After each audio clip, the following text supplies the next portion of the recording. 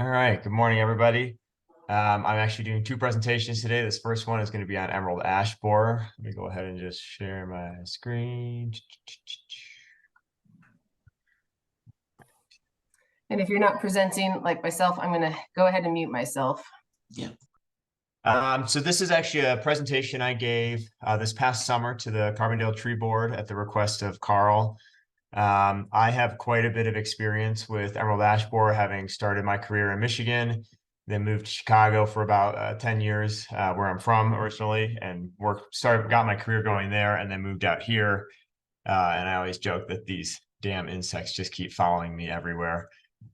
So I gave this presentation to the tree board. It was kind of a mix of knowledgeable council members, a handful of the CSFS employees were there, and then a lot of public members. So there's a lot of information in this PowerPoint. I think a lot of it will probably be rehashed for most of us in this meeting, because I think this is pretty textbook stuff at this point. Some people are probably like, we're just beating a dead horse talking about emerald ash borer, but I think it is worth talking about since it was discovered in Carbondale this past summer. So like I said, my experience is over a decade with EAB. I actually went to college at Michigan State University, where it was nearby, where it was first discovered in the US, and it very rapidly became a textbook. That's all we talk about in every insect class. I then moved back to Chicago, my hometown, where I worked at the Chicago Botanic Garden and helped oversee their entire EAB management program. I started there probably about a year after they had their initial wave move through, and they lost about a third of their collection overnight of ash trees. And then helped my boss kind of come up with a strategic 5 to 10 year plan of how to both manage what we wanted to keep and manage the finances for how to remove the ones that we were not planning to keep long term. After that, I moved actually into the private sector. I worked for a small tree care company as their plant health manager for about 5 years. I should say 5 years in Chicago, working on the North Shore, mostly managing large tree collections of some of the more affluent people living in the city that have large estates on the North Shore. A lot of country clubs I had to manage. So looking at bigger inventories and trying to essentially explain to them that emerald ash borer is happening whether or not you want to deal with it, and you either get to choose to control it or let it control you, and you'll be cutting all your trees down within a couple of years. I still teach classes at the Chicago Botanic Garden. In fact, I have a plant healthcare class that starts next week. They bring me back every year. And so that's my specialty, is plant health and really the management of invasive pests and diseases. I moved out here in 2020 in the beginning of the pandemic because Chicago turned into a ghost town, and I've always wanted to move to the mountains. I found a newspaper clipping for my job position because classic Town of Basalt doesn't know how to post stuff on the internet, and had a picture of it sent to me, and got the job and moved out here within a couple of weeks. So jumping right into emerald ash borer, this is a very serious pest. I'm not 100% sure of everybody's experience with this, but it will effectively affect 100% of all of your ash trees in your city or town population. 100% of species, as far as we've found, are some level of susceptible to it. There are some Asian species that are less susceptible to it because they are kind of co-evolved with the insects being around it. But from what I've seen in my experience and what we had at the Botanic Garden, which was just about one of every species of ash out there, nothing was safe from this. Ash trees are an introduced species to both the Roaring Fork Valley as well as in some of our other mountain communities. I believe their native range extends to the Front Range and maybe hops over the mountains and has some other native ranges on the western slope. But generally speaking, in our mountain communities, this is considered a introduced species that we've used quite extensively in the past decades because it's a really reliable street tree. It grows under just about any conditions, has a fairly manageable and low maintenance canopy to it, has fabulous fall color, lots of good things about ash trees. So unfortunately, we went a bit on the monoculture side of things and overplanted them the last 30 or so years. So 99% of ash in Roaring Fork Valley exists in managed landscapes. And that's kind of an important note when we start talking about the spread of this, because From what we're seeing here, we're having to kind of deal with more of a leapfrog effect of this insect compared to where it's spread in the native range of ash, where it can kind of move from community to community and use those native ash populations as kind of a jumping board to get between them. Very important to note, there is no genetic resistance to EAB locally. There's been some studies on finding some natively growing ash that have less susceptibility to it. I think those are active areas of study. I imagine ash will eventually become something like our American elms, where we create some sort of a hybrid or specialized cultivar that's highly resistant to it. And we may start to see it pop back up on the market in the next 20 years, but time will only tell with that. The majority of what we deal with ash are green or white ash in this valley, as well as in most planted communities. These are the two species that are highly susceptible to this insect. So everybody here should really be paying attention to this. If you have an ash tree, as of last summer, you should assume it's under threat if you live in the mountains from this insect showing up. This slide, again, this is one of the ones more tailored toward the public. I think we can all in this room hopefully tell the difference between a mountain ash and a green or white ash. But it's worth pointing out things like common names do not necessarily line up in the real world with what we're dealing with. So I just want to, it's always worth making sure you know what type of tree you're looking at before you start freaking out of what you need to do about it. So the spread of EAB in the community, once it's introduced, once it's found, historically, this insect moves very rapidly. We're talking about taking over entire towns within 1 to 2 growing seasons. It'll be interesting to see how Carbondale both responds to this threat as well as how quickly it spreads throughout the community. I do have intention to meet up with Carl sometime this winter and kind of talk about all the starting spots, so to speak, that they found it. I was in some of the groups where we initially identified it with him, but I believe they found it in a couple more spots since I've been involved more closely. The good news is that the key difference with our valley as well as other mountain communities is the fact that this ash tree is not native, as I hinted before. We don't have native stands of ash tree for this insect to kind of reside in while we try our best to manage our managed landscape. That gives us a little bit more wiggle room, a little bit more time to figure things out. Also creates a little bit of unpredictability with how this insect's going to move, because it does move quickly when there's ash trees that are, within spitting distance of each other. At the end of the day, this insect can travel up to 30 miles between host trees. But in practice, we typically only see it hopping about a couple of miles annually on average. That being said, we found this insect in Carbondale, and previously the furthest west spot was one of the suburbs of Denver that they found it. So clearly it is moving around, most likely through the transportation of infested firewood, if I had to take a stab at guessing how it got here. But it definitely has the ability to hop between communities with what at a glance seems like no rhyme or reason, because of that human factor of us moving things around. So what do we do now that we're dealing with this? We're kind of right at the front of this wave of this insect moving through. We're going to be seeing a lot in the next couple of years of mountain communities starting to see it pop up in various places. And then as soon as it really gets across the mountains, I believe it's going to probably explode again on the other side of the mountain range, because they are going to start running into larger urban communities, places like Grand Junction, which has quite a large landscaped managed ash population. I know is it Rob over there has talked a lot about, they actually have a lot of other ash issues. And we'll talk about treatments in a minute, which you can kind of kill 2 birds with 1 stone, so to speak. If you have other issues like scale and stuff like that, the most recommended pesticide treatment for this kind of creates a blanket effect of treating for multiple types of insects. But now that we have this here, really the big thing I'm pushing for is collaboration between communities. The best way to really get ahead of this is that we're all kind of out there looking. We've got eyes in the field, and we're relying on each other to inform each other when we see new pop-ups happen. That includes things like defining minimum standards of EAB management.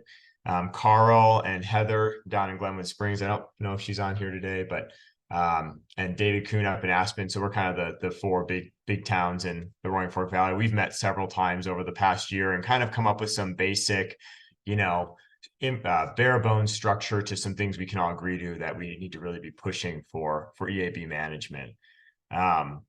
We're using shared policies to try to create more of an easy message to the public so that there's not a lot of confusing and conflicting messages depending on where you're standing in the valley. And I think that helps a lot with public outreach. People tend to get confused about these things. They also tend to take it very personally because we're talking about what is potentially their 100-year-old tree in their backyard that could die overnight if they don't do something. So there's a lot of kind of fear and concern from the public when they hear about an insect that has like 100% chance of wiping out their ash tree. Along with that, sharing of educational resources and our communication bandwidth.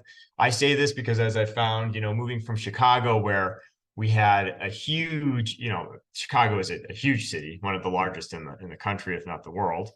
There's a lot more resources there to kind of spread the wealth, a lot more people out in the field with eyes on things. To some extent, that was a benefit that, we had so many people kind of looking out for this thing. On the other extent, we ran into issues with that first point of defining minimum standards because every town took a different approach to it.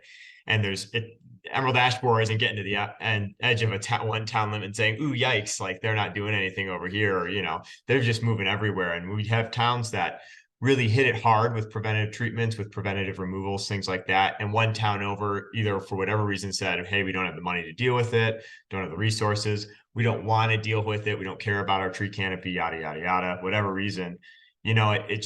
It served no other community around them any benefit, and you could spend all the money and time you want trying to prevent this insect from spreading, and if your neighbor's not doing anything, then it doesn't really matter. So that's what's really important about us all kind of collaborating and coming up with this strategy kind of valley wide and more of a regional wide attack on what we're going to do. We have started collaborating on outbreak identification. So the town arborists have kind of become a resource for the public that they can reach out if they have suspected EAB. We've been going out in the field and then also sharing what we're finding out in the field, whether it's EAB or not. I have not found any up in Basalt, but I've been to some of the communities around Basalt. And there's been a lot of lookalike things, and I've been sharing those with other arborists in the valley as I found that, because those are important to know. If you get out there and you find lilac borer, it looks at a glance very similar to emerald ash borer damage, and it's important that we can distinguish between those two so that we don't jump the gun on trying to announce where this insect has moved. We've also the valley has initiated a firewood movement ban. I don't know that Colorado still enforces this. I believe it was a rule at some point when they were trying to prevent it from moving into the state. But at this point, we are trying a similar technique with that for our valley to essentially burn it where you cut it. Because I believe really that's how it got into the valley in the first place, and probably the most likely way it's going to jump from community to community here. Along with those same lines, we've initiated a ban on movement of infested chips and logs up and down the valley. So we have 2 places in the entire valley, two regional garbage dumps, so to speak, that you can bring your chips to. And we've essentially reached out to all the arborist partners, all of our private partners that we work with in the valley, as well as the public outreach resources that we have to share that we really don't want to see those chips moving from May through August. That would be their active flight period roughly in the valley, to try to really just slow the spread, because as we start getting these dead ash trees, they need to be removed. But if you don't chip them and treat those chips properly, there is the potential to cut a tree down, chip it up, throw it in the back of the truck, and then drive down Highway 82 and just deposit emerald ash borer everywhere between where you cut it down and where you've decided to dispose of those chips. So that's really been our biggest push at the moment, is just trying to prevent it from moving outside of Carbondale while Carbondale kind of gets a game plan together to start preventatively treating and hopefully get on top of the spread within their community. We've also been engaging, like I said, private tree care companies to help be kind of our eyes and ears out in the field. I work pretty closely with Aspen Save a Tree, previously Aspen Tree Service, and they kind of let me know when they're out in the field and find suspicious trees, and I help them kind of come up with positive IDs, or if I can't do that, reach out to the appropriate resources with the state to determine that.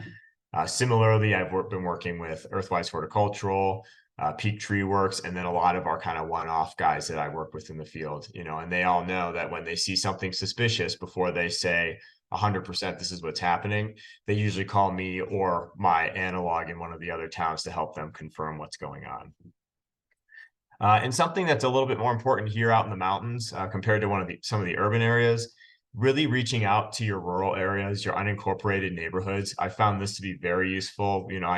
The town of Basalt has very specific town limits. There's lots of smaller neighborhood communities in between, Basalt, Carbondale, Aspen, Glenwood. Those are the communities that are going to be essentially the jumping board between each of these towns as this insect moves through the valley. So I have been actually offering up as my own volunteer time to go out to these communities where I don't technically have any jurisdiction as the town forester, but I can kind of help as a private citizen, as a private expert to push them in the right direction if they have questions. And I've openly essentially handed out my personal number to a lot of residents in some of our immediate neighboring communities. And I know that Carl and Heather have kind of done similarly with their surrounding clubs and HOAs that aren't necessarily under their area of what they take care of. And I think that's really important because, like I said, if those communities aren't doing anything at the end of the day, those are going to be the communities that become our sink for this insect that will, regardless of what the town does, they'll just keep coming and reinfesting from those areas. Again, reaching out and engaging in the private industry, because there's a lot more of them than there are of us. As I'm sure everybody has figured out in their careers, there are a lot more private industry people. They really are a great resource for our eyes and ears out in the field. And we use them to communicate our shared policies, bans, and management strategies. So things like our firewood movement ban, things like our chip movement ban, and get them to kind of voluntarily agree to not cut, infested ash trees down until after that flight period, or if they do, to chip and treat on site. I know that as this kind of develops, I think Carbondale has a plan for actually collecting infested chips within town limits, treating them there, and then waiting until the appropriate time to move them off site to where they can be properly disposed of. Additionally, we're working on defining what we call a preferred list of tree care companies. We'll talk about treatments in just a minute, but I found in Chicago that as emerald ash borer moves into an area, you get a lot of really opportunistic companies coming in that claim to be experts, but at the end of the day, it costs about $1,000 to buy one of those injection guns and zero training. So, at the end of the day, anybody can hold one of those guns and sloppily do an injection, but it really matters how you do it and doing it right to both have an effective treatment. So it's effective at preventing that emerald ash borer, as well as not damaging the tree in the process and essentially killing the tree with the treatment that you're doing, which is then obviously the opposite of what we want to do. So we're creating a list of tree care companies that the public will have access to that essentially just has some bare minimum standards. Things like, do you have an ISA certified arborist on your staff? Do you have your CPO and your QS license? So are you licensed to be able to actually apply pesticides in the state? I know a lot of people like to fly under the radar in the mountains and kind of just do things quietly. But I think with these treatments especially, we really don't have any room for error on that. Some of these pesticides are highly concentrated, and I would not recommend anybody be anywhere near them if they don't know what they're actually doing. And then the third one, which is what we're working with these private companies, is getting actually training of that trunk injection system. There's a couple companies that make systems at this point, and they all are very happy when you buy their product and their system to come out to the company and do a training session with all their applicators so that they know that they're doing it right? Because if a company like QuickJet sells a reputable company like, I don't know, Aspen Save a Tree, their injection gun, and they're not following up to make sure that company's actually using their product appropriately, at the end of the day, everybody is going to blame that product company that their product's not working, when in reality, it's those applicators out there that really are the ones responsible for whether it's going to work or not. And again, just be wary of newcomers. Not to say that they're all terrible. I've met lots of great people that just, they kind of follow the wave of EAB and they know what they're talking about. And that's just kind of their business model, right? As they move to communities, as they're dealing with the onslaught of this first wave. Doesn't make them, a questionable or bad company. It just, check twice, make sure that they have their qualifications, make sure they know what they're talking about. And they're not just Joe Schmo that got a loan to go buy a quick jet gun and is now in your backyard spraying pesticides everywhere. The one thing I learned in Chicago that probably more than anything else is not to let this insect manage you. I watched a lot of communities that did not get ahead of the 8 ball on this and kind of waited for it to show up. And when it shows up, it's too late. Once you have a tree that's been infested with EAB, it's very hard to correct that tree health after the fact. They say as little as 30% canopy dieback can actually leave the tree permanently deformed, even if you do manage to rid it of the insect. And in most cases, that tree is no longer going to be effective at taking up systemic insecticide or responding appropriately to any other trunk spray or foliar treatment that you might do. So really, the treatments are most effective when you're preventatively doing it. And I know that when I was at the tree board, I saw their eyes get wide when I was suggesting essentially that they start going out and preventatively treating a population of trees that previously had zero pesticide usage on them. And Carbondale is very conscious of their pesticide use for good reason. And so they kind of were like, oh my gosh, what are we going to do? So we either have to choose between all these trees dying and removing it, or we're getting on the bandwagon of hyper spraying every tree in the city. And I'd make the argument there's a happy middle ground to be met there. And we'll talk about the treatment options and really that not every ash tree at the end of the day is worth saving. We really need to kind of focus in on the ones that are our high value trees, and then be okay with preventatively removing some of our lower quality ash so that we're lightening the load for us long term. If you are looking kind of down the barrel of these insects moving into the area, you really need to get on at least have a plan in place for initial treatments and removals. The big thing with this insect is you don't want to be caught with this insect moving in and all of a sudden you either are stuck having to decide to treat every single tree the first year or remove every tree. That's a huge expense. I mean, that's a wildly, financially, it just doesn't work with town and city budgets to ask for that much money at once. So it's good before this comes to sit down and have a conversation with the people that are doing the budget planning and let them know this is on the horizon. And if you start taking 10,000 a year to start preventatively treating trees, or maybe start removing some of those ash trees that you never liked them, they were in a bad spot, they're taking over infrastructure, they never really succeeded in their space, but you've been letting them limp along because nobody cuts down trees just for the sake of cutting them down. This might be the reason to start looking at preventatively removing some of those ones that you don't want to deal with anymore.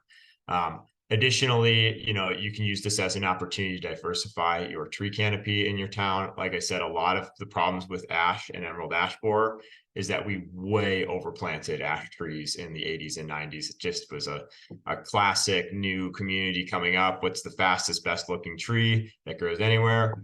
Let's chuck 150 green ash into this one neighborhood and everybody will be happy for the fall colors. It seems like we didn't really learn our lessons from the days of Dutch elm disease and we just moved right on to the next one. But I'm happy to say that I think the modern mentality has really finally caught up and we are now quite good at diversifying our tree canopies after emerald ash borer. You need to be ready for dead trees. You're not going to save every ash tree. Assuming that this borer moves similarly to how it has in other urban communities. And like I said, there's always that unknown factor with us being a little more rural, a little bit more spread out. But from what everybody up until this point in the US has seen, it comes in quick, it moves through fast. There's an initial wave that will kill a large portion of your treated trees. There are a lot of trees that even if you did preventatively treat them, for whatever reason, they may be in poor health.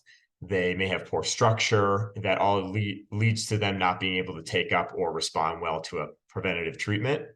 And they're going to die regardless. And I think that's important for you to set those expectations early on, that you're not going to have 100%, if we do this one treatment, everything will be fine and we'll never remove an ash tree and then we can stop treating after 2 years. I'm hoping that, again, with the rural community aspect of the Roaring Fork Valley, that we won't have to do treatments indefinitely. That has yet to be seen. In Chicago, I was doing treatments on ash trees that were on their 5th, 6th, 7th round of injections. And I've spoken to a lot of the company reps that have these injection guns, the quick jet guns, and they are pretty adamant that if you do the treatment right, and the tree is otherwise healthy, that it can perform response growth quite well and heal over those wounds you create. In practice, I found that you are never guaranteed that the applicator of the day that's coming in is going to do a perfect job. And all of us are human, right? We'll always screw up somewhere, right? Even I've screwed up treatments. It's just part of the learning to do it. And that's just kind of the component of it, is you're just not perfect every time. It's not the world's simplest treatment, even though it sometimes is sold that way. And so it's just important for us to really set those expectations early on, that some of these trees are going to need to be removed, and we can proactively do that and get ahead of the 8 ball and letting our communities know that this is going to happen, and we have plans in place on how to replace it. We're not coming to level your neighborhood of trees. That's not the goal, but we're trying to thin our canopy and start diversifying before we're looking at losing all of the trees at once. It's also really important to share this information with HOAs. I find that they're the ones that tend to be a bit more headstrong about preventatively doing things, right? Because you're dealing immediately with the residents and their money, whereas in a town or a city budget, it's a bit more nebulous, and there's a little bit more money to throw around at different projects like this. I've spoken to several HOAs where they are very headstrong, for lack of a better term, about wanting to even discuss this until it is in Basalt proper. And I've been trying to, explain to them, and in fact, I've been trying to form our tree ordinance around the fact that we want to be more allowing of people to remove these ash trees if they want to preventatively do it. Reducing the mitigation requirements, things like that, or encouraging them to do it by giving them replacement trees. That those sorts of things tend to ease the burden on the HOAs of doing these preventative removals and preventative treatments. I always tell people that at the end of the day, it's going to become a hazard for them. If they don't get ahead of this, they let their ash trees die because of this insect. They get extremely brittle after a couple of years of infestation, once they've fully died, by the nature of how this insect infests the tree, because it is a borer. So you have large tree failures that will start to happen. And that at the end of the day is a hazard. And if the HOA neglects to take care of the trees that it is, supposed to be taken care of, and it's shared and managed landscape, and a limb falls on someone's car, or God forbid on someone, they could be held liable at the end of the day because they knew the risk was there and they didn't do anything about it. That's the point of the HOA, is to help get community funds together to make those things taken care of before they're a problem. The other issue that I've been trying to share with the HOAs is it's a lot cheaper to remove a low quality but still healthy or alive ash tree in your yard before it is 100% dead and super brittle, because no tree care company is going to send their crew into a dead, brittle tree that could fall apart while they're climbing it. It turns into a totally different operation if they have to remove, especially on some of the much larger ash trees we have. If they start to die, it turns into a crane operation, which, as everybody knows, can get quite expensive very fast. So preventatively, you can save a lot of money if you get on top of this and are either doing those preventative treatments and preventatively removing and replacing some of your lower quality ash trees. Another reason, again, to vet your tree care company, because again, Joe Schmo that knows nothing about EAB might look at a brittle ash tree and say, yeah, I'll climb up there and take it down with my chainsaw, and I'll have safety glasses on. I'm safe. I've done this 100 times. And then the tree falls apart because they're not used to dealing with an ash tree that's so brittle, and they get injured on a job site, and that becomes a legal nightmare of who's responsible, et cetera, if they're not insured. So really make sure you're vetting the tree care company that is working on these trees for you. So managing EAB, a lot of it is about reducing that pest pressure. I highly doubt we will eradicate it, although, there's a little bit of optimism there, again, with this rural community thing, that we may be able to essentially stop the spread of it initially, and we may just kind of see it popping back, rearing its head around the valley over and over, and then us just kind of getting on top of it and closing that section down, so to speak. Whereas in urban communities, it tends to be once it's been introduced, by the time somebody identifies it in a tree, it's actually in an entire community, and you're dealing with it already there, and it's not realistic to completely eradicate it from an area. Most people have been quite successful with what's calling reducing the pest pressure. So really using those preventative treatments so that insect cannot move into your ash tree population, and that your ash tree population does not become a source for the surrounding ash trees to also become infested. This is, again, a really big reason why it's important to engage not just your community, but the surrounding communities. Because if you do everything possible to reduce that pest pressure, but the HOA just outside of town limits hasn't done anything, you'll never get rid of that pest pressure, because it's always just going to fly right back over those town limits into your trees year after year. Truly successful management of EAB is a regional and multiple community situation. Hey, Chris, you got 5 minutes left. Okay. Again, aim is to manage the pace of removals. Not every ash tree in existence. You just need to be aware that you are going to remove some of these trees, and you want to try to space those removals out to try to manage your budget better. You don't want to be stuck having to remove 100 trees all at once because you didn't do anything preventative to slow the spread of this. Other notes. Hard decisions about the long-term viability of ash trees. We really need to think about this long-term. It is not going to go away after a year or two.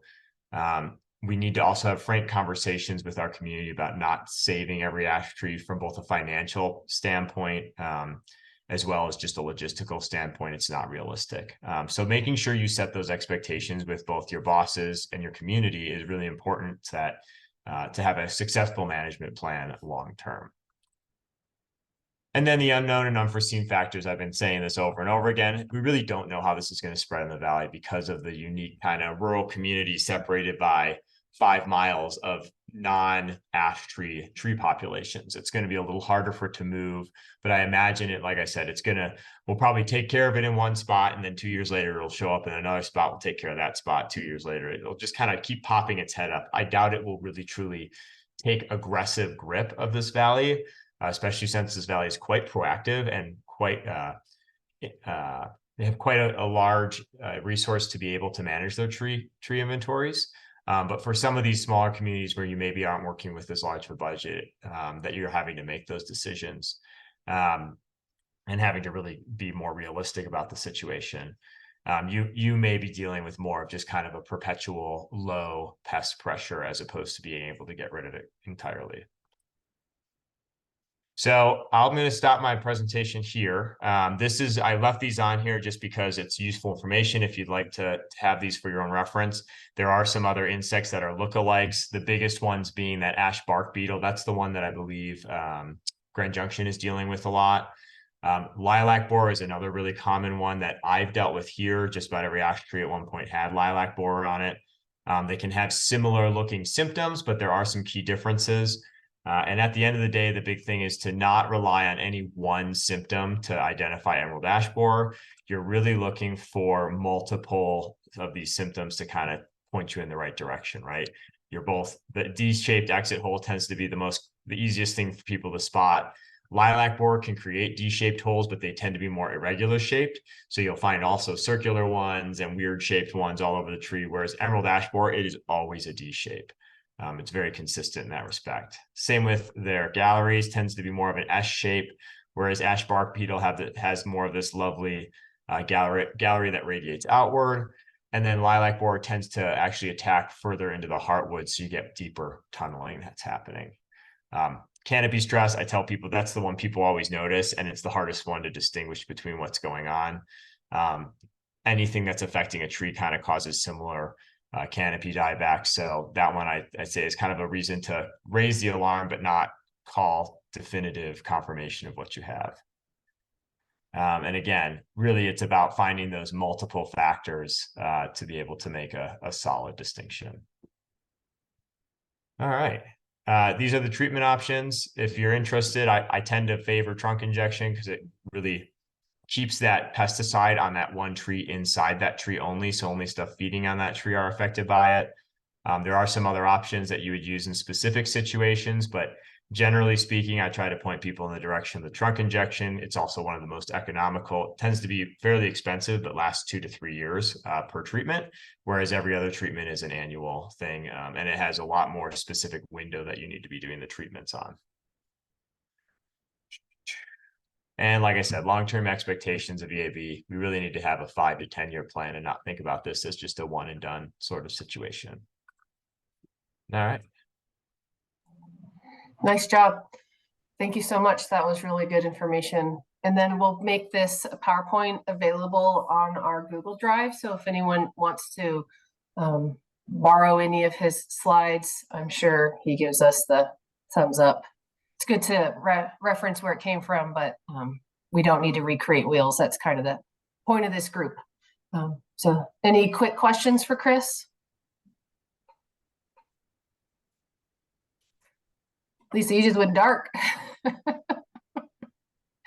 All right, I'm going to give my presentation to give Chris a voice break. Let's see, there we go. So my presentation is just on what is going on in the urban forestry, Colorado State Forest Service. So like we did you saw the intro, we hired a new urban community forestry program manager, Carrie Tomlinson. This is her email address.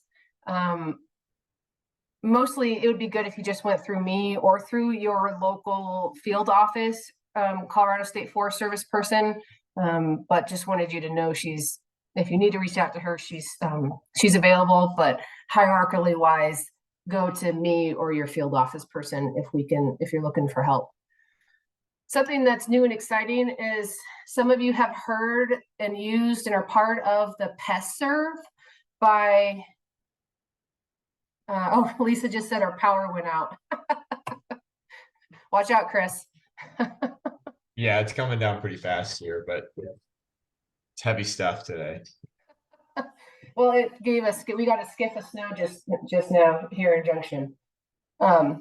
So some of you have heard of and are part of the PestServe that Whitney Cranshaw started for the state. I have the sign up link here for Whitney's PestServe if you're interested. So people from across the state can say, hey, I see this issue with a pest on a tree or on anywhere you might find a pest. Can you help with identification or research or help with treatment? So it's been a really successful PestServe. And Carrie and I were talking, and it makes sense to do one for urban forestry. So like Carl sent me an email about, hey, I have this question, but I didn't know the answer. And I was like, this would be perfect for a pest or a listserv where he would just send this question out to the people who are signed up, and he could get feedback from people who've experienced or looked or searched for the same thing. So it's a free listserv through Colorado State University, but of course I'm having issues getting it working correctly. And so I have an email into the person who runs the serves. So it will be coming. You'll get a request to sign up, and I'm hoping that it will be useful it'll be across the state. So just like the PestServe. So hoping that it's gonna kind of open up the communication and help people share successes, ask questions. So we're not recreating that wheel kind of thing. So that's what the purpose of this PestServe or this urban forestry listserv is. So like Carrie talked about, the Colorado got 4.8 million total from the IRA, the Inflation Reduction Act. That's total for the state, but that's also going to cover multiple things besides just grants. So in 2024, we're planning on making $1.6 million be available for the grants, and then the next 2 years about $1 million. So in total, about $3.6 million will be going towards grants, and the rest is salary and other things that we're doing with those funds. The funds must be used in communities that are listed as disadvantaged or DI. They've been identified as overburdened and underserved, and they've been identified through the Climate and Economic Justice Screening Tool, CJEST. And this tool uses data sets that are indicators of burdens in 8 categories, which I've listed here. But it's not like a lot of past disadvantage was just on maybe income, but it's looking at all these things: climate change, access to housing, access to health care facilities, transportation, education opportunities. So it's good because it's broader and not just looking at one thing. But the reason that we are using these funds only in DI communities is that you don't have to do a match. There's no match requirement if it's spent in DI communities. So how you find out what communities are DI is you can type in Climate and Economic Justice Screening Tool. Here's the website, screeningtool.geoplatform.gov.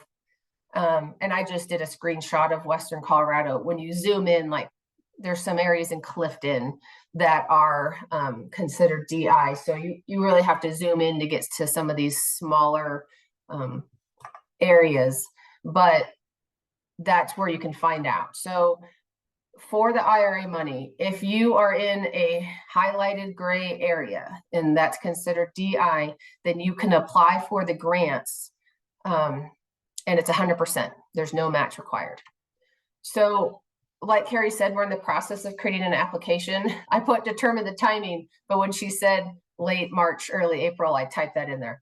So I just wasn't sure of the timing, but so we're hoping then that we have the application available the first part of April. It would close, we would give you about maybe 2 months or something to apply, and then the money would be available in the fall. And so that's where she was asking if anyone is interested in being a reviewer. So I have Lisa and Chris down. So if anyone else is interested, just shoot me an email or put it in the chat.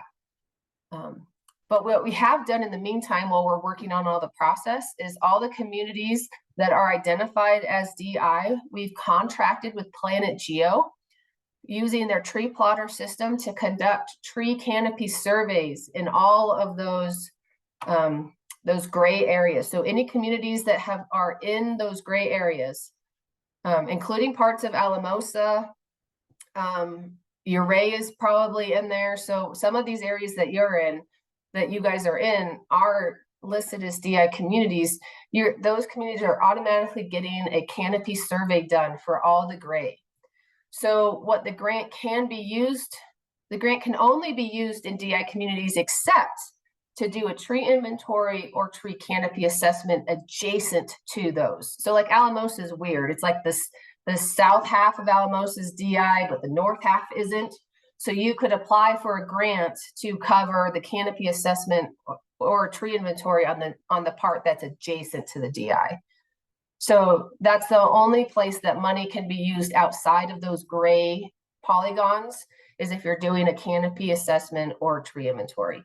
Otherwise, all funds must be used within those identified areas.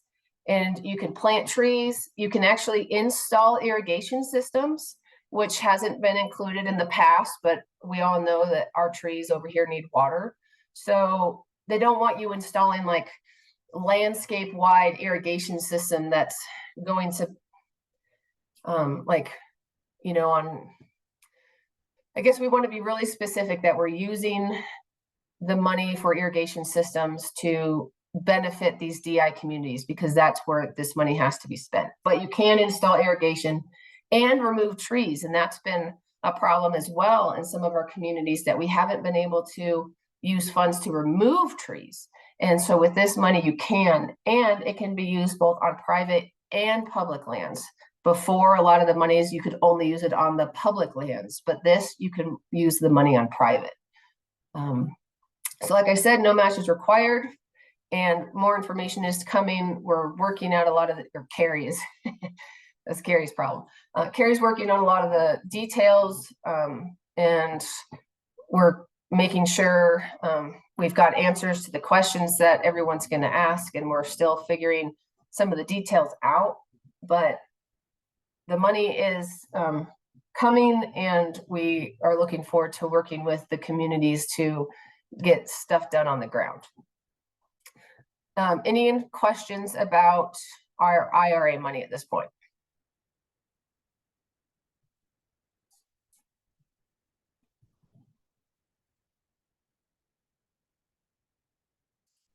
Okay.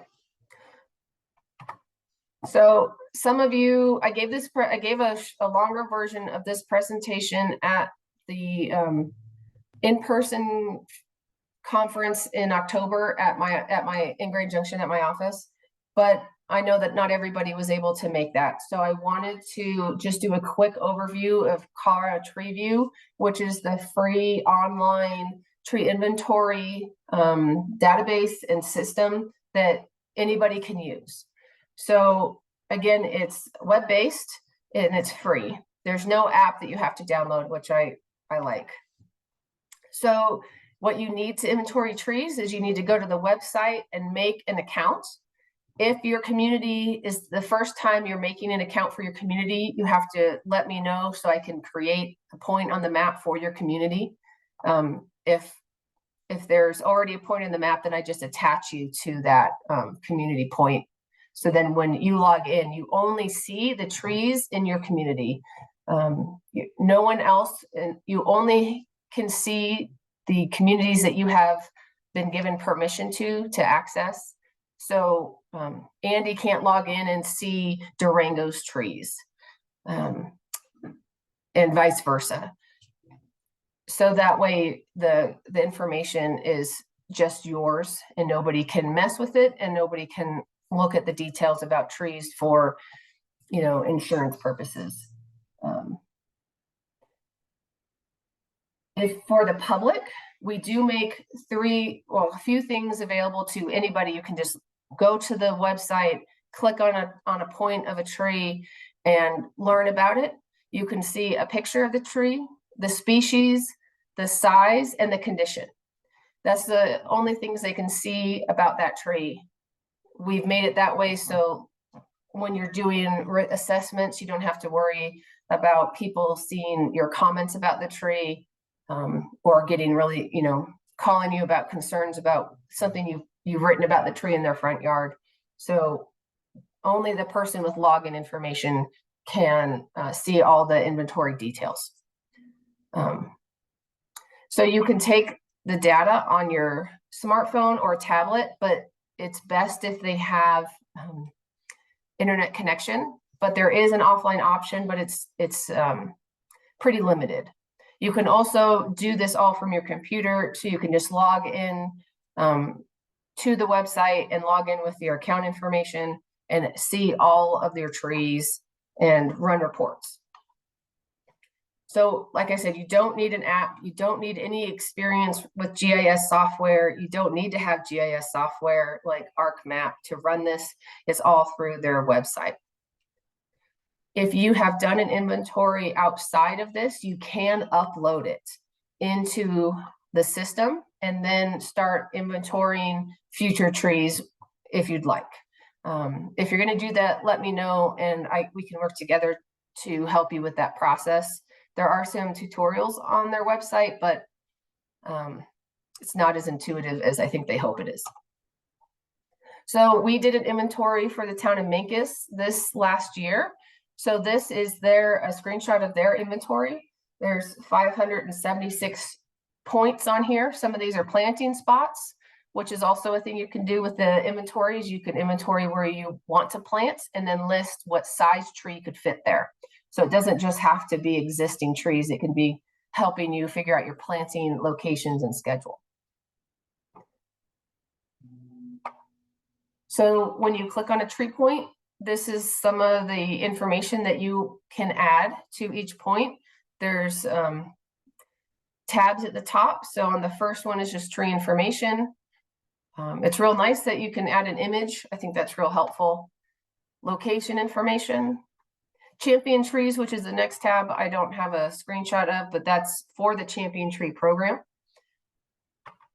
Tree condition, we have lots. It's a long list of tree conditions that you can enter information on. And what's nice about it is If you don't care what the surface type is or whatever, you don't have to answer it. You just answer the questions that are useful to you. These are just things that we decided we wanted to include. Management is real nice. You can check multiple boxes. Because sometimes a lot of trees have multiple needs, so you're not limited to just one. We also included a risk assessment. This is based on the ISA track. And this is also why those tree points are just, only proprietary basically to that community, because we don't want anyone else having access to the risk assessment that doesn't, that's not, the tree managers. So you can go through and get a result of what the risk rating is for that tree.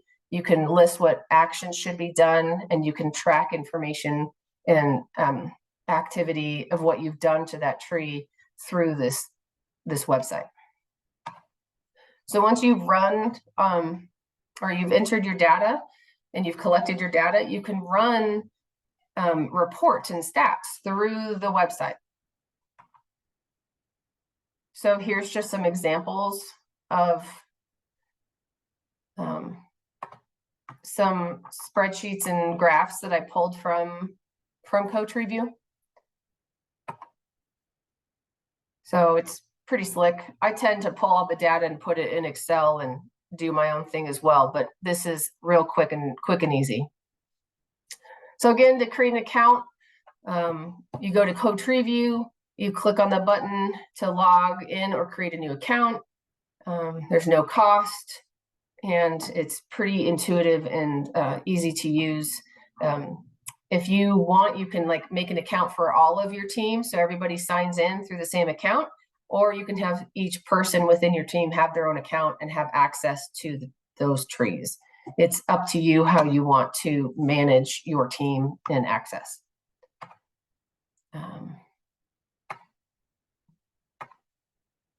And like I said, you can upload shape files from, if you have your trees in another database and you want to upload them into Coach Review and start collecting data there. So that's the quick and dirty on Coach Review. Any questions on that? So just as a reminder for the Urban Forestry Council, the goal is to meet 3 times a year virtually and once a year in person. We are meeting the 3rd Wednesday of the month, once a quarter from 9 to 11. So the next meeting will be April 17th. And then the following one will be July 17th. And then the goal is to have in person in October, probably around the Alamosa area, because I think Adam Moore with the State Forest Service put his hand up. So watch out, Andy.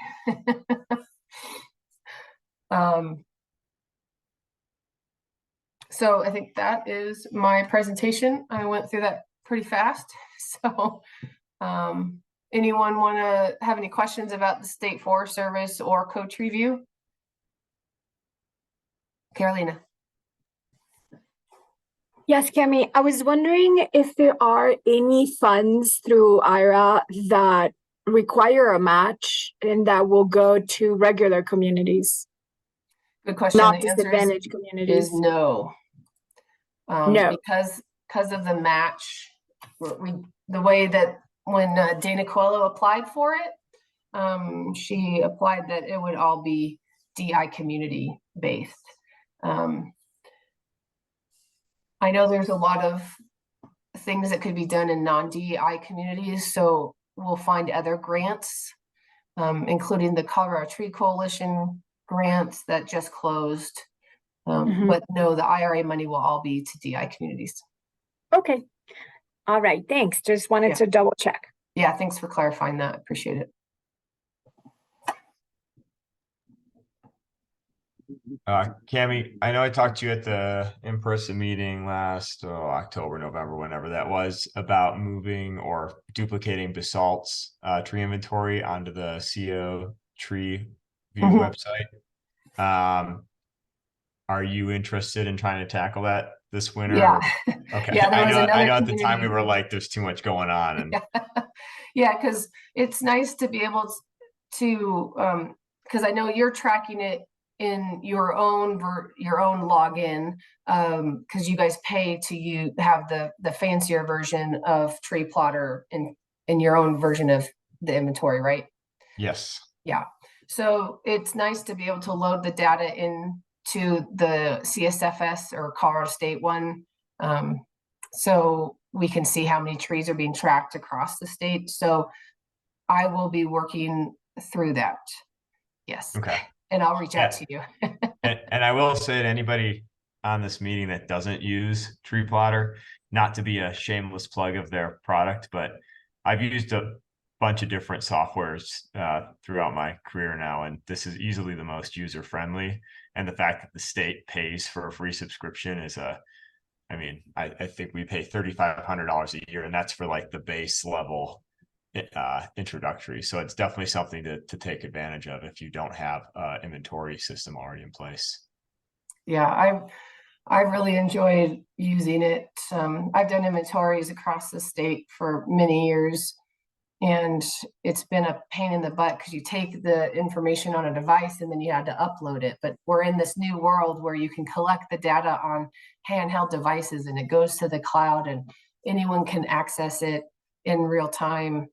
And it's just been a game changer for me to do inventories and track information. So that's why I've been pushing it a little bit, as I really want people to try to use it, or at least, and if you don't use this one, but just at least inventory your trees in whatever system works best for you, because you can't manage if you don't know what you have. And you don't have to do every tree. You can do maybe parks or the main streets. You don't have to collect all the data at once. You can break your community into units and collect a unit a year and then start over once you've done all the units. So it doesn't have to be this, it's how do you eat an elephant, one bite at a time. It doesn't have to be all at once.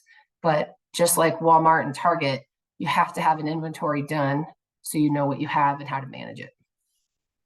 Especially with these insects that are coming through, like Chris was saying, you can use this information, this database, to identify your ash trees, and then what your management is going to be with those trees, which ones you're going to treat, which ones you're going to remove, what year, what timeline you're going to remove them. So it's just pretty versatile. All right, thank you for your questions. I have one question. Yeah, sorry. Go ahead, Joe. My question was, is this something, do you think we could also transfer over into the private sector also? Because I think this might be a good tool to help organize and make a better benefit for my customers also, as well as the public. Would you be willing to help me out, set something up like that with it? Yeah, definitely. Like for you guys, if you manage an HOA, you can create an account for that HOA, and you can have access. You could create an access for like the HOA president or whomever, and then you can have all the trees from that HOA in the system and then track what treatments are being done that way. Yeah, that's exactly what I was thinking. Thank you very much. Yeah, happy to help with that, Joe. All right, bye. All right, Lisa, you have power.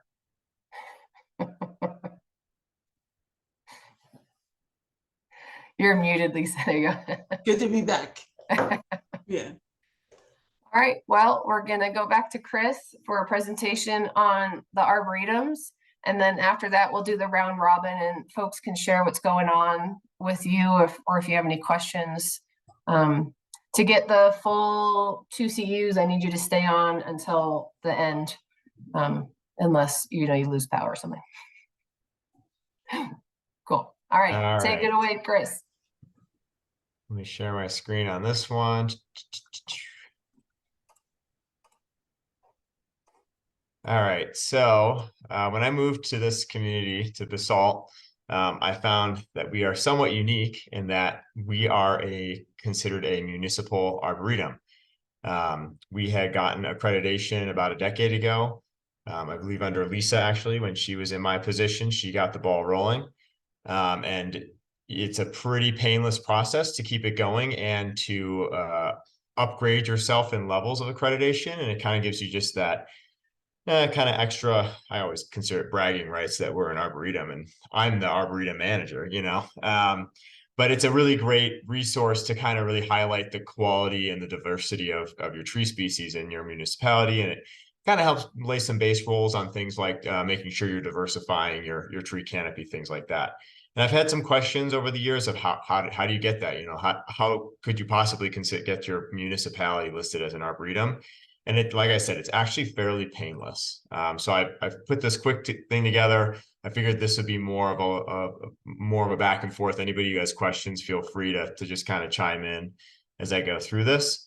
But this whole program is run through arbnet.org. It's a side arm of the Morton Arboretum, which used to be my next door neighbor when I was at the Chicago Botanic Garden. They are an amazing resource. If you ever have bizarro tree questions, I still default to them for a lot of questions that I have on some of the weirder stuff, especially as I move out here and try to bring some of my non-native Chicago tree selections as some of our new street trees here as we're trying to diversify. So as we go through this, all this information is more or less taken directly from their website. It is the resource. If you are considering accreditation, you need to go to that website and just start perusing what they have. It's very straightforward. They lay everything out very easily for you. I did want to point out, I am not employed by the Morton Arboretum. So at the end of the day, if you have really unique or bizarre questions, you should reach out to them directly. But I do offer my personal experience with this whole accreditation process, and I'd be happy to answer whatever questions I can. They are also the ones that use final discretion on application requirements. So if you have really niche questions about whether something qualifies or not, they'd be the ones to ask. I have, in working with them, they are very enthusiastic. The more they can get people accredited in their minds, the better they're spreading their knowledge and this resource of getting people more involved with trees. So don't hesitate if you have any questions. Don't feel like it's a stupid question or they'll brush you off because you're not what would be considered a typical arboretum. They're definitely worth reaching out to. So what is an arboretum accreditation? ArbNet, who administers this Arboretum accreditation program, is run by the Morton Arboretum. That is in Lisle, Illinois. If you don't know where that is, it's one of the birthplaces of modern trees everything. It is a self-assessing program, and that self-assessing part is really worth noting because it makes it very easy on the user's end, on my end, to keep us up to date with these things and essentially self-report to them that we're following the standards we say we are. It is a program that establishes industry standards for arboreta. So it's kind of a base level, similar to, if you were to slap the word organic on your fruit or vegetable, what the hell does that mean? If you're going to call yourself an arboretum, they're trying to standardize that process and what it means to be an arboretum. Per ArbNet, their stated program goals are to recognize arboretum at various levels of development, capacity, and professionalism. We'll talk about those levels in a minute. Foster professionalism of arboretum worldwide, establish and collaborate in scientific collections and conservation activities. So again, it just kind of creates this community of sharing scientific and collection experiences. And then it also advances our ultimate goal of pushing trees on everybody and making everybody love trees more than anything else. The Town of Basalt has been accredited since 2013. We currently retain a level 2 accreditation. We'll talk about what that is. And I just renewed this past December. So that's kind of why it was top of my mind when we were thinking about topics for this meeting. Who is eligible for accreditation? There's a lot more variety to arboretums than most people tend to think. This is a list I pulled right off their website. Obviously arboreta and botanic gardens are the obvious candidates for it. Historical properties, I've certainly seen those that are listed on there. Same with college campuses, and shockingly cemeteries end up being an awesome resource to turn into an arboretum. I am actually, one of my long-term goals is to convert our cemetery here into one of our proper arboretum sites. Zoos, again, there's actually quite a few zoos in the country that are kind of a dual botanic garden zoo sort of situation. And then I highlighted just some of the others that may be really relevant to our conversation. City tree collections, that's what the Town of Basalt falls under. But also school properties. So if you manage a school district and you're the grounds manager, you have the potential to also qualify. Golf courses, nature reserves, and municipal parks. So you can kind of pick the scope of what you want to consider an arboretum when you're applying for this. Why achieve this accreditation? It's, you know, to help formalize a town collection and be recognized for its diversity. That's, in my opinion, is the most valuable part of this resource. It's a very easy way to make your case to a town council for why you need to keep tree diversity up and why you need more funds to make sure you're trialing new stuff and not be afraid to just always be planting the same freaking hybrid elm or ash tree like we did 20 years ago. Also emphasize the importance of public outreach and engagement. A large component of this accreditation is a public outreach and education component, which I think is super valuable. I don't think the average person in this world really understands the complexities and the fascinating components of our industry. They see a tree and they just say, oh, that's just a plant out there. And you know, they don't really associate the value that a lot of us in the industry really recognize with those things. Provide recognizable resources for the public, again, just helping with that public outreach.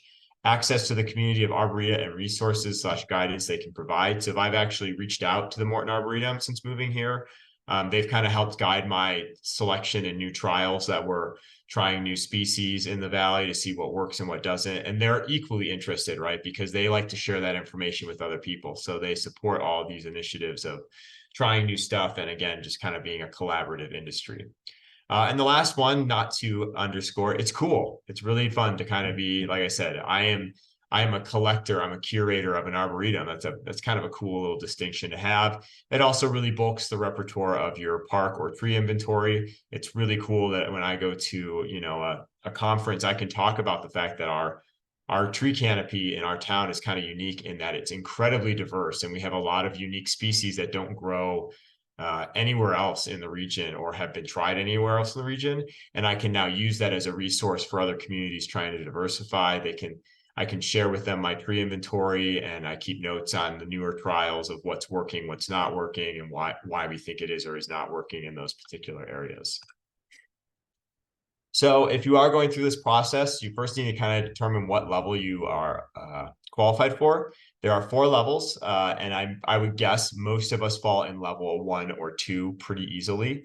Level 1 is pretty small, accessible sites, publicly accessible sites with at least 25 species of woody plants, 1 or more employees or volunteers, a governing body, and an arboretum plan.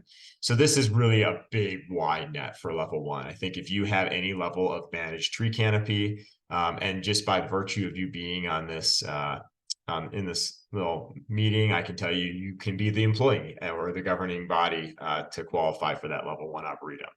A lot of times that includes things like golf courses, very specific parks, or small towns that have an organized tree collection.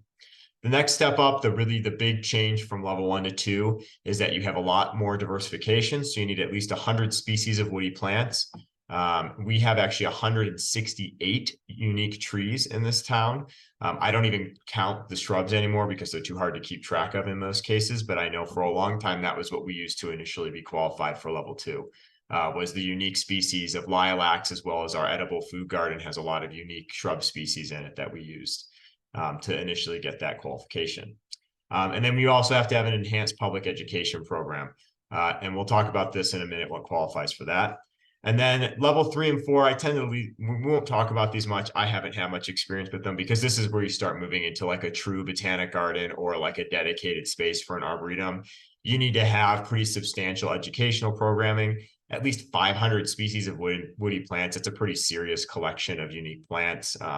And you also need to have a curator. So somebody whose entire purpose is going out and finding and managing that collection and increasing diversity. And then level 4, really then this next step is you're recognized globally as having a pretty substantial collection. And you're not only engaged in collaboration with other arboretum, but you're leading the way. You have entire science programs, things like that. So that's the Morton Arboretums of the world, the Chicago Botanic Gardens. I believe the Denver Botanic Garden is probably in that same category. That would really fall into level 4. And those are where you get a little bit more they're a little bit more involved in the accreditation of those, right? Because you have to really show that you're both collaborating, you're involved in the community, you're leading the way and kind of setting the standards for everybody else. So let's talk about some key notes about accreditation. It is free to apply and renew. This does not cost anything to you, so don't be afraid if you're like, oh, I have to get a budget for that. No, you actually don't. You just need to find a couple days of your time to start filling out the paperwork for it. You do need to keep a detailed inventory of specific species and cultivars. I find that that's one of the tricky things for smaller communities, as Kamie kind of alluded to. A lot of us are just now getting onto the organized tree inventory bandwagon. And it's not as simple as saying there's an ash tree over there. You have to know it's a white ash and you need to know the cultivar of it, things like that. You need to be a little bit more specific in your inventory. That's something that thankfully I had Lisa back in the day actually brought Kamie in. They got all the very specific details on the tree canopy, and I've been able to just kind of build from there ever since then. The area of designated arboretum must be defined in your application. The definition can be loose, right? We've actually grown in what we've defined as our arboretum in this town. Initially, it was Midland Avenue was kind of the main hub, so to speak, town hall. But in the last 20 years, we've actually doubled the size of this town, and we have an entirely new downtown 2 miles away from there. So as part of my renewal this year, I actually upgraded us to just including it as an entire municipal arboretum. So the entire town limits are now considered our arboretum. Because a lot of my newer plantings, a lot of my newer species are going into the Willits area where we have a lot of gaps to fill. Doesn't have to be an entire town. Though. It can be just a park, it can be just a cemetery, it can be just a walking trail. But you do need to define those limits and where you're going to find all those species you claim you have. And then from the meetings I've had with this other arboretum, accredited arboretums, accredited towns, things like that, the hardest thing, and I've been finding this is very true here as well, the unique species must be individually tagged. So that picture on the right is a tag that I purchased a set of them when I first started this job, thinking, oh, it'll be great. I'll get this cool little tag. It'd be a great way to kind of show that I'm taking the initiative. Well, as I've come to find out, I don't know if it's animals or kids, someone loves ripping tags off trees. If you've ever had tags in your gardens, it's like a freaking magnet to people just fidgeting with them until they break and fall off, and then they're gone. So I'm working on actually reordering these because I initially bought pretty thin metal. I believe they're like 1/8 inch or 1/16 inch metal tags. And I'm going to be buying something much more substantial because I've been finding people are able to bend them back and forth until they break, and then they just snap right off the nail. Very rarely is the nail actually ripped out of the tree, and very often it's now I just have a bare nail hanging out of the trunk of my tree that I'm not super happy about. So that one is a little tricky, not terribly expensive. I go through a metal maker, metalmarker.com, and I think I ordered a set of 400 tags for less than $1,000, and it's a one-off purchase, so it was a pretty easy thing to justify. I should also note on this last slide, in that some of the meetings I've been in, even though it has to be publicly accessible, it does not necessarily mean it has to be on public land. So a lot of people actually include privately owned trees that are unique, that they've, talked to the homeowner and say, can I include this in my arboretum list? And if they say yes, as long as there's like a sidewalk that you can go by to view it, that is considered publicly accessible. So just keep that in mind. You can include privately owned things as long as the public can view them, so to speak. Very important, though, to really highlight the fact to people coming to your arboretum or looking at your information that if it's on private property, they need to be aware of that and respect those boundaries. So these are for all levels. These are kind of I ran through the accreditation process, and these were the questions they were asking. Your arboretum plans, you do need to have a description of how it aligns with your town or city guidelines and how you intend to showcase that point. So generally, I just put some notes in of how the Town of Basalt highlights this. We're really pro public access to our parks and our tree inventory. We keep pamphlets in town hall to help highlight our unique species. We are an active resource for invasive species as they come into the valley. I also have kind of really publicized the fact that we are now trialing new trees in our area the last few years, so that public can use that as a resource when they're going to plant their own landscape. You need to show an organizational governance group. This is a really simple one, a very brief description of who's managing it, who is responsible for making tree decisions in your town. For us, it's managed by the Public Works, and specifically me as kind of the acting liaison for the public. If you have something like a tree board, that would be somewhere that you would mention those sorts of things. You need to have an actual collection. So you need to have both a description of the Arboretum and kind of how they're identified in the field. If there's any sorts of themes, so to speak. So we tend to highlight, really xeriscape, low water usage, drought tolerant trees in our town. And as well as high elevation suitable trees is another big one. So we make this all publicly accessible. Our entire tree inventory, if you have the link, which is on our website, you can look at every single tree that I've inventoried and down to when the last time was that I pruned it. You do need to have an Arboretum staff or volunteer support, so a description of who's directly responsible for maintenance. This can be as simple as, for us, it'd be Public Works via me. I am the one who is kind of the staff, the one-man staff. But I also highlight the fact that I contract a lot of work out, and they like to see a rough budget of what you're spending annually on your tree collection. The public dimension, so making sure that you're highlighting how you're engaging the public.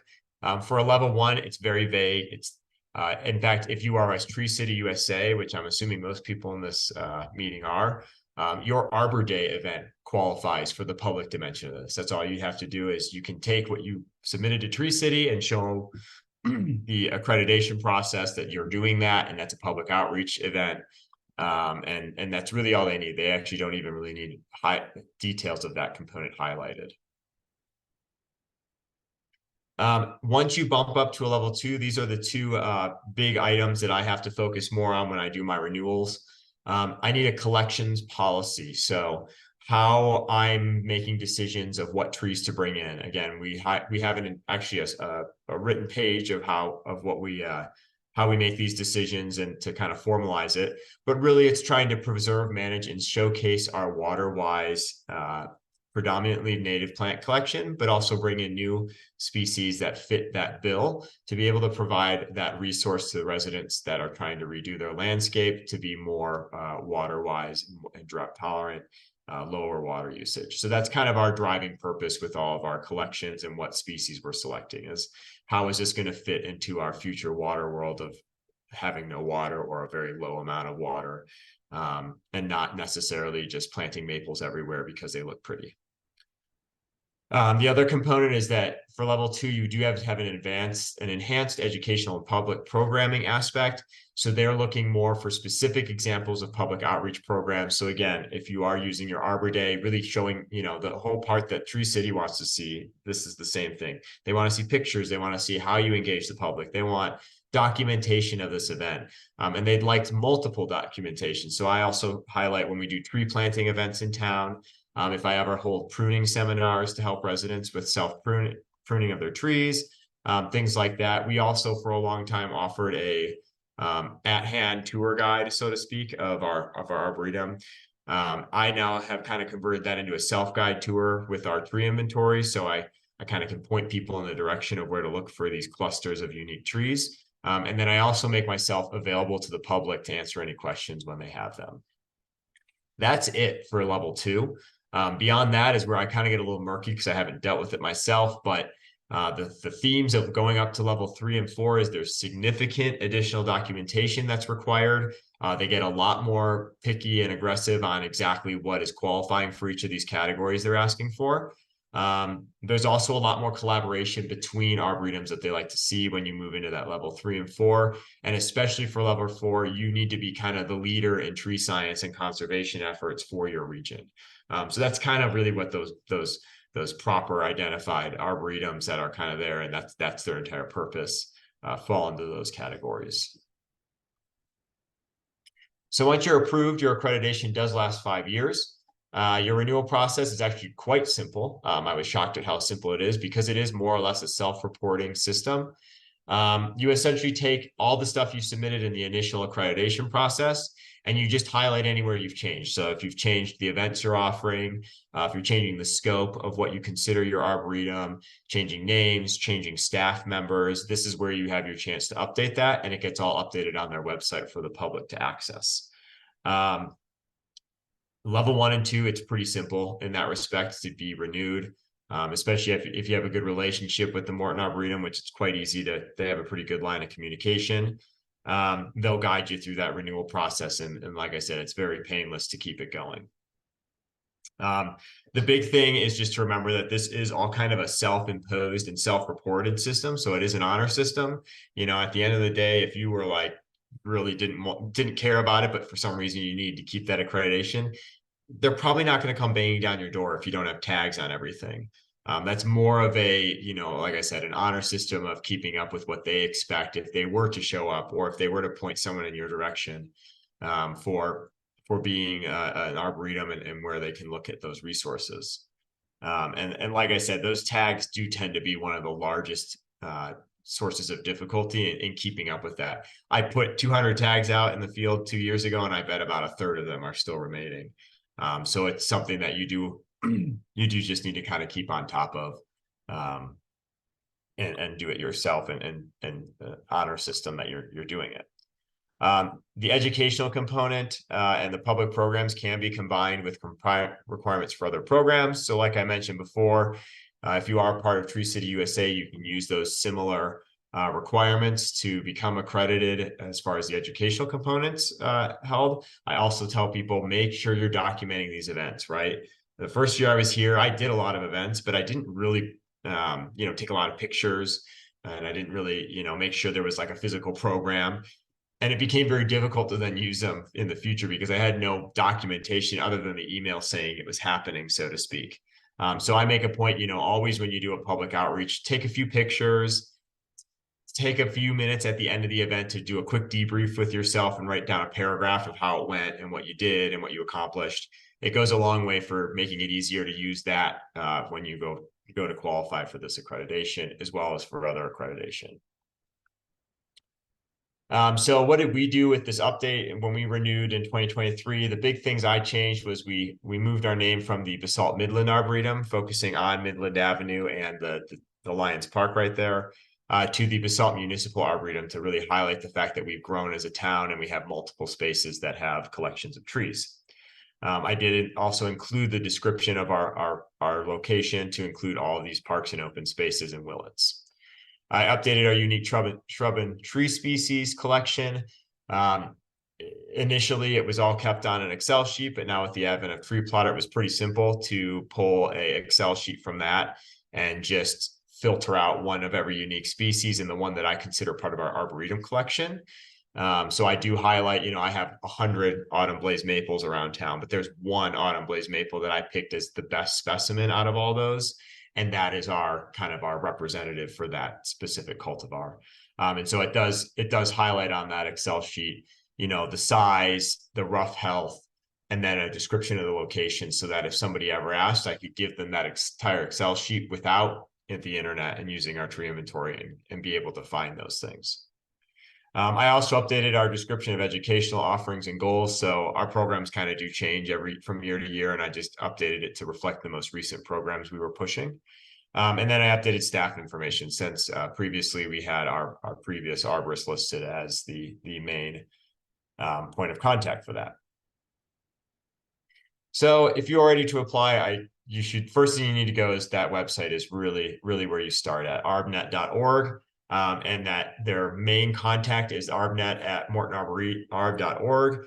And they are really, like I said, they're very easy to work with. They're really excited when new communities want to get involved with this, because they're trying to spread the word and get more people under their umbrella. You do eventually submit via email. It's not like they come out to do a site visit, and they do kind of a remote review, and then they'll contact you with any questions they may have on your application. But level 1 and 2, as I found, are relatively accessible for most municipalities. You're probably already doing the things that qualify you for it. It's just a matter of documenting it all, and then submitting it for that accreditation.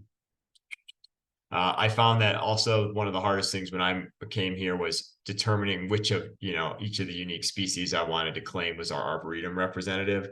So when you have 100 autumn blaze maples, which is the best one and which is the most accessible, I tend to favor the ones that are in parks over ones that are on streets, places that people can come see it, hang out, that the tree has the best chance for a long-term viability, right? We all know how street trees look great for 20 years, and then they start to kind of fall apart once they've hit the boundaries of where their root zone can grow, compared to a park tree could live potentially for centuries. So I tend to favor things that are in those open spaces, in those really heavily publicly accessible places. And then again, just making sure you're documenting all your educational programs that you're doing. That goes a long way when you go to apply for this, that you have all that documentation ready to go.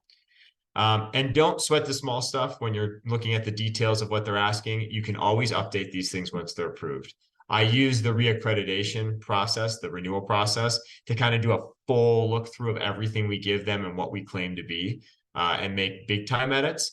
But when I first started, I emailed them within the first 2 weeks that I was the new staff member, and they were able to change that over within 24 hours. So they are, again, very accessible. That you can always update things. If you can always submit an application and say, oh, we changed the scope of where we consider our arboretum, or we updated a little bit the description of what kind of trees we have in our collection. Those sorts of things, you can just send that directly to them and they update it on their website. If you do want additional resources, like I said, go to that arbnet.org, and there is a specific tab on there called resources.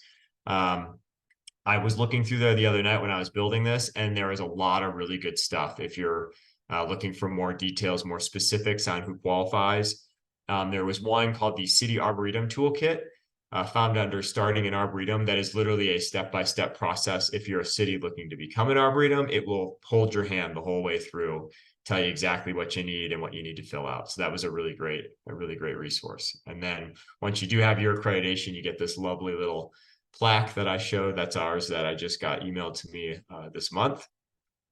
And you display it proudly in your town hall. Was there any questions on that? I know that was kind of a hot and fast explanation of the whole process, but like I said, I didn't do the initial accreditation, which I would imagine is a bit more scrutinized than the renewal process. But again, that group of people is really happy to work with you if you have any questions or are on the fence at all about whether you qualify. I think you'd be surprised at how easily most people qualify for this accreditation. I have a question. Sure. It's Lisa. Hey, Chris, where's the specimen autumn blaze? I saw that in the chat, and let me look it up on my tree plotter. I'd have to. Well, thanks for that, Chris. I think it would be cool to do some places in Junction, like our Lincoln Park or the downtown. We're working on getting the trees downtown identified. Cool. So I think the big part is that labeling is, it's a beast. A lot of people, including us, have struggled with people damaging those signs and labels. Yeah, it's been a struggle for me too. I honestly, when I came here, I was like, oh, there's, these trees aren't subjected to much. Nobody will bother these. And I was 100% wrong about that thought. Especially the street trees where people walk by them constantly. Those are the ones to really watch out. Lisa, it is the Autumn Blaze is on East Valley Road. It's one of the first ones as you're coming out of the business core. Cool. Awesome. Is it on the east or west side? It'd be on the west side. If you're going Linear Park.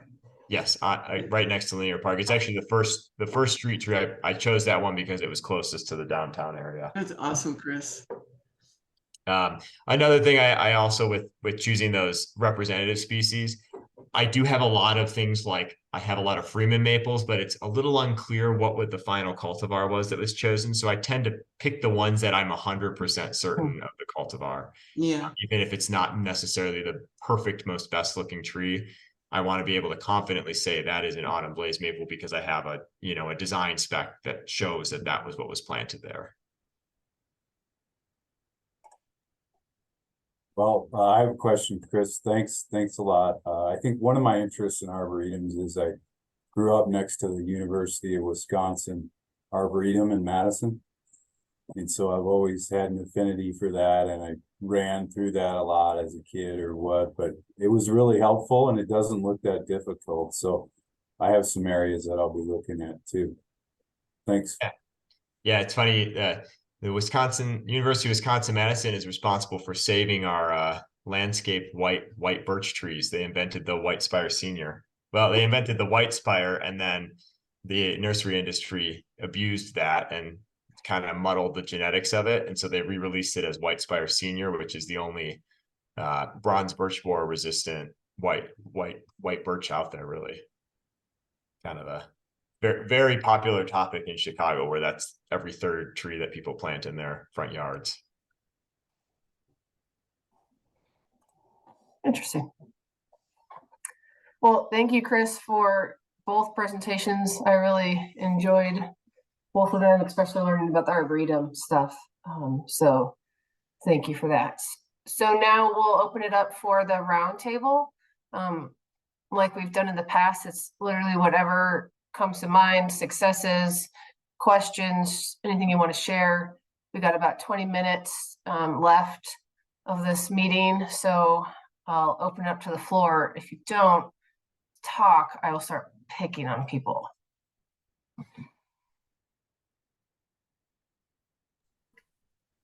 Carl, are you out plowing right now? Yeah, I'm sure he is, right? It's snowing pretty hard here, but Yeah. Hello. Yeah, no, we've had a lot of snow lately, which has been good. It's good for skiing. But we're actually out chipping up our Christmas tree pile today because it's starting to get really, really big, and it's snowing on top of it. So trying to make progress. But nice. yeah, Carbondale, it's going good. Happy New Year to everybody. Yeah, things going on in Carbondale. Obviously, we got a lot of EAB stuff, so we're working through that. But some other stuff for next summer.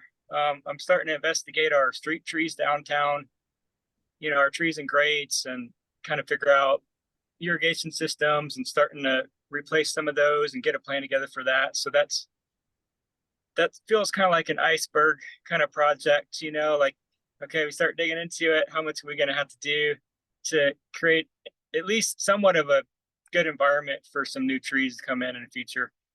And in other things, starting this summer, we're going to start updating our inventory, and we're going to do it through kind of a volunteer effort with tree board and different boards and other volunteers, just to start, updating our inventory, at least start getting a chunk of it this summer. And kind of like Kamie was saying, then we can keep updating it a little bit every year and just have this revolving door. But otherwise, yeah, we're doing good here in Carbondale. Yeah, I guess that brings up another question I just ran into in a public works meeting this morning. We have a resident that's freaking out because one of the trees they planted a few years back is sitting at the edge of one of our designated snow pile storage areas. And residents are not happy, as you can expect, when they plant a tree and then they see a 40-foot high mound of snow collecting next to it. I'm curious what everybody's thoughts are on snow storage near trees. I've kind of struggled with this one because from a garden perspective, I actually like when there's snow piled on the gardens because it creates that insulation layer for the winter and also prevents people from driving all over it in the winter. But with trees, obviously there's the component of not physically knocking them over when you're moving that snow. There's the component of there's salt and all that sorts of garbage. It's never just perfectly clean snow that comes off the road. But I've generally been okay with storing snow near trees as long as it's not physically piled up against the tree trunks and physically burying them. And just curious if anybody has any official or unofficial policy in their towns for that.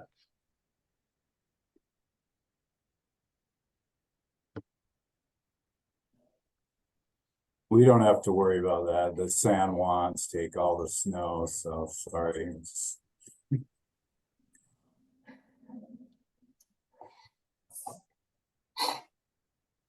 Yeah, I'll be curious too. I don't know, but the salt we're redoing in an entire half of our town right now. They're ripping out the entire downtown corridor and redesigning the entire thing. And as part of that, the designated snow storage area that they made, which is enormous, they planted a hybrid elm right in the dead center of it, which my streets guy is not happy about and threatens to knock it over every time he puts snow in there. But I'll be curious. That'll be my little kind of mini trial to see how much snow a tree can handle being piled up around it before it finally succumbs. Yeah, it's too bad our steamboat, Caroline is here, but I don't know, she probably doesn't deal with that kind of stuff, but our other steamboat guys left, so we can't get their thoughts on that. Yeah, I imagine they'd be a good resource for that. They probably deal with it more than we do.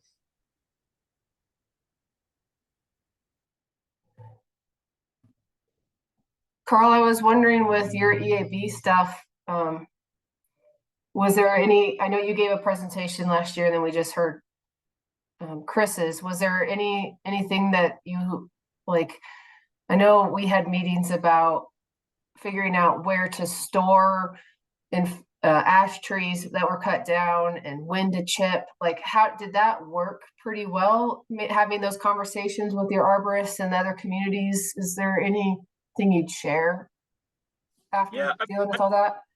I think it's worked pretty well so far. I mean, we're really in the beginning stages, and the tree board, we're going to get some information out this spring, kind of in our mailers with the utility stuff for private residents. I feel like all the prominent private companies they know what's going on, and all of us arborists in the valley, we're kind of connected. We know what's going on, but obviously with these type of scenarios, I think it's always tough to get everybody to comply. As far as taking stuff to the right landfills or whatnot, or certain times of year to take material places. But we'll see how it goes. I think, I don't anticipate we're going to, stop EAB in Carbondale, but hopefully we can slow it down, through our management. We got our management plan in place. So we know what we're going to treat. We know what we're going to start removing. RVR is probably probably my toughest place because it has the most ash trees. So there I'm kind of still working on a very specific plan for them. And it's definitely going to be phased out, like, do treatments next spring, and then we'll start removing and replacing over many years, and then treat again, and just see how it goes. I think, as these things go, I think next spring I'm probably going to discover more trees that are infected that I didn't, think were. So, yeah, it'll be an ongoing thing. But what did you all decide to do about where to put, or did you decide to have people have a drop place for cut trees, or were you having them take it to the landfill? What was the determination on that? Well, for us in Carbondale, we don't have a good place that we can have them drop it and police it. Okay. Like, we don't have the staff or a place to really have a really secure drop zone. So we're just having people take it straight to the landfills, and we're going to try to, we're trying to promote people to not do it during the flight period of the bug as much as possible through education. But yeah, we just can't police it here. So, and as long as it's chipped, try to get people to chip it, all the common things. Okay, cool. I was wondering what you guys had settled on with that. Yeah, that's where we've settled. And we're going to be working on a preferred contractor list to get out to residents too, so they can connect them to companies that know what's going on. Yeah, just do the best. There's always people, that are going to slip through, but yeah, we'll work through it. Molly Freilisher and I have been we've been talking about updating some EAB Western Slope specific documents. So we'll keep talking about updating those. And then we're also going to the State Forest Service. We have that EAB document, fact sheet that we're going to also update, since when that was produced, it was, only on the Front Range. So the state's working on updating that and changing a little bit of language in that. So we'll be able to share that information once it comes out as well. Yeah, all that stuff helps, for a small community like us. It seems like doing some educational stuff would be really easy, but actually getting the documents created and the content, what, you know, because as other people know in small towns, we're doing multiple things at a time. You know, I do snow removal during the winter and this and that. So that stuff really helps, as well as the coach review. All the work you've done there has really helped me a lot, because we don't have a big budget. So beefing up that inventory system, I was able to use that a lot to update all the ash stuff and start getting some data in there and really get, you know, get on top of that stuff. And so, yeah, that helps us a lot. Cool. Yeah, just so you all know that when someone requests an account and wants access to, like, this happened all summer long with Carl, I get an email, I'd like to make an account to access the Carbondale trees.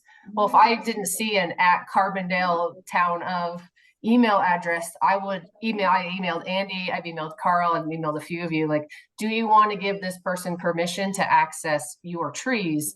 And most of the time the answer is no, or let me find out who they are. But I don't just let anyone access your trees without your permission.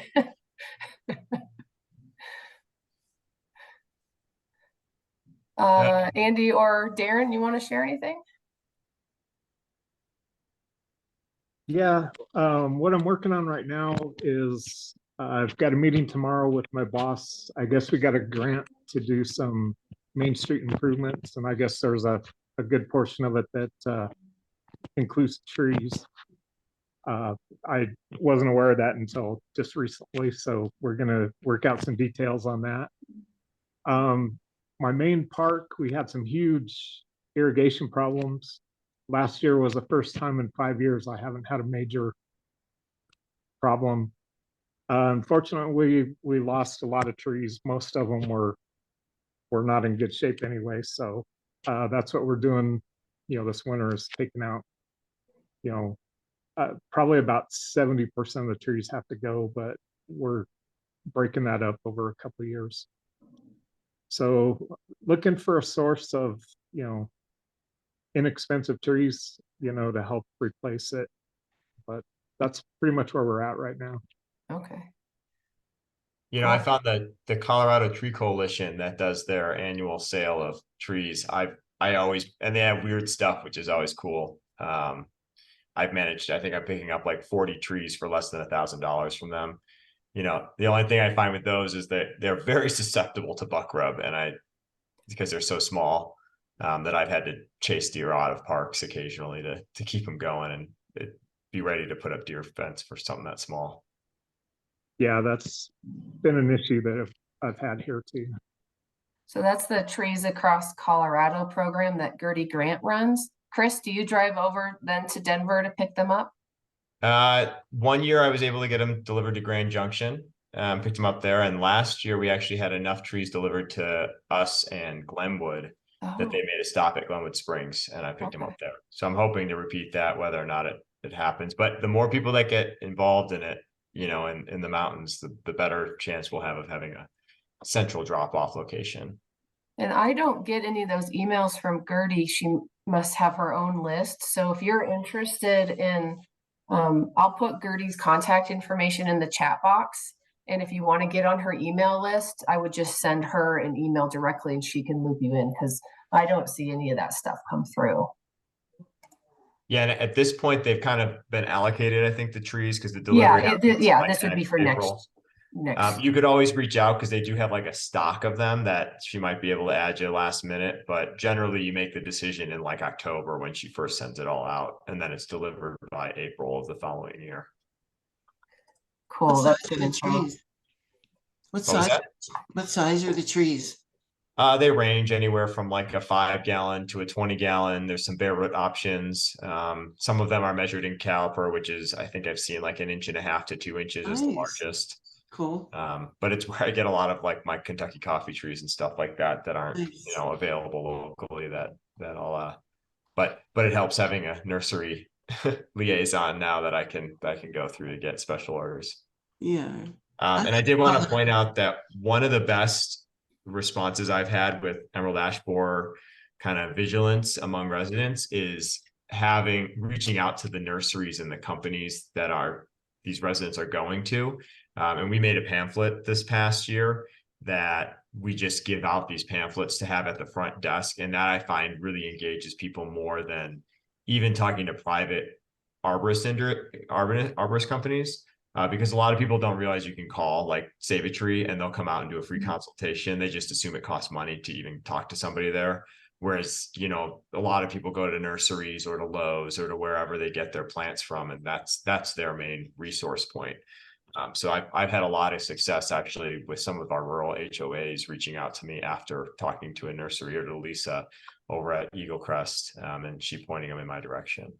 Chris, can we resupply with you for these? Yes, I actually have had these on my desk for like a month and I keep meaning to bring them over. Well, thank you. Cool. How about you, Andy? Yeah, a couple things. What Darren said triggered something I could share. We're piloting smart irrigation in some of our parks, and especially our showcase park. And, you know, the San Luis Valley has a water crisis. It's maybe the Eastern Plains or Front Range, maybe not so much in the Western Slope, but we all, you know, water, Colorado River, obviously. So yeah, and you know, we put our golf course on a smart irrigation system and got some grant funding through Bureau. No, I didn't know it was there, Chuck. She almost killed you. Through Bureau of federal grant. So grants keep me busy, but we're now taking that from golf over to the park side, and so hopefully that's going to help some of our trees. We have a bunch of aging cottonwoods, and through the CTC grants, we've been planting different species and trying to replace that next generation of park trees. And lots of grants and lots of saving water is kind of our focus. So, yeah. How was the golf course receptive to switching over to the smart water system? Well, it's great. Now the superintendent can drive around with an iPad or on his phone, and he can adjust flow rates and go head by head. And, you know, we're going to save 10 to 20 acre feet of water on the back nine. And it's amazing. I mean, it's just technology, as long as you can get, you know, good cellular connections and it's tied to weather station, and it's really cool. So for a rural area like us, our golf course is really doing well from rounds played and revenue, and we invested in it as a city. It can be a contentious, you know, topic, and it's paid off. So it's doing good. That's awesome. Yeah.